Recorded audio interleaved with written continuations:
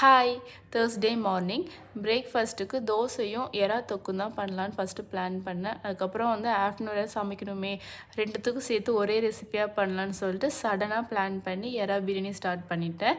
வீட்டில் என்ன இருக்கோ அந்த பொருளை வச்சு நான் பிரியாணி இன்னைக்கு பண்ணேன். டேஸ்ட்டு பார்த்திங்கன்னா சூப்பராக இருந்துச்சு. அரிசியும் அப்புறம் எறால கொஞ்சம் மசாலாலாம் தடவி ஒரு 30 மினிட்ஸ் ஊற வச்சு செய்ய ஸ்டார்ட் பண்ணிட்டேன். நீங்கள் பிரியாணி செய்யும்போது கோகோனட் மில்க் ஆட் பண்ணி பாருங்கள், டேஸ்ட் சூப்பராக இருக்கும். நான் எப்போ பிரியாணி பண்ணாலுமே மேக்ஸிமம் கோகோனட் மில்க் தான் ஆட் பண்ணுவேன். அதுக்கப்புறம் பிரியாணிலாம் செஞ்சு விசில் வச்சுட்டு அதுக்கப்புறம் தான் டீயே குடிக்க ஆரம்பித்தேன் ரிலாக்ஸாக.